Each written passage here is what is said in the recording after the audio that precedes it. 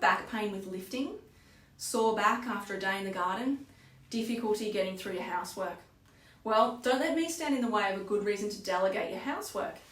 But wouldn't it be great to be free to do what you want to do when you want to do it without your back pain holding you back?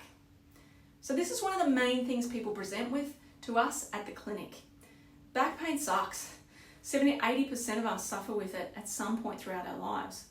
So how can we lift in a way that's better for our back? Well, I've got 3 key lifting tips to share with you today to help you lift safely and confidently. Number 1 is to set a strong intent through your foot. So to do this, imagine you've got half an orange underneath the middle part of your foot.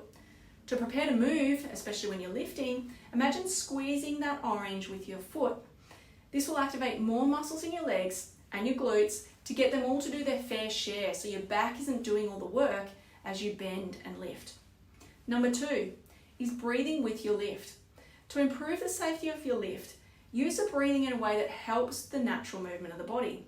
This means breathing out as you bend forward and breathe in as you straighten up. I know what you might be thinking, hang on a second, that is not what I've been taught. But let me explain. Breathing out as you bend over, as you can see, bending forward compresses the front of the body, the chest and the abdomen.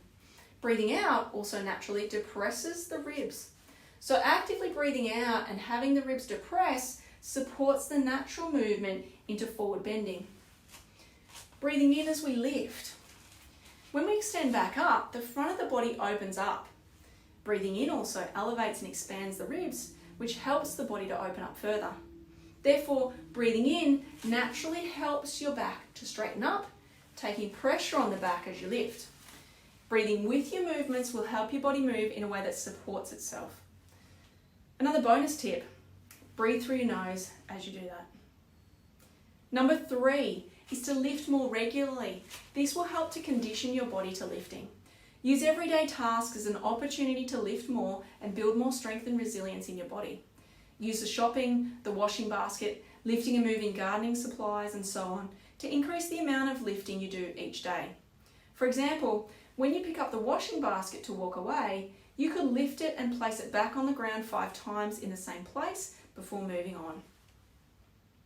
Another way you can do it, place your shopping bags on the floor and bend down to lift the contents one by one, lifting and carrying garden supplies rather than using a wheelbarrow or a trailer. Number 3 is to bend your legs when you lift. This is a common one, but with the addition of what we presented in tip 1, then you actually take this tip and make it even more supportive for your back. When we bend our legs while squeezing an orange under the middle part of our foot, then we use more muscles in our legs rather than just our back.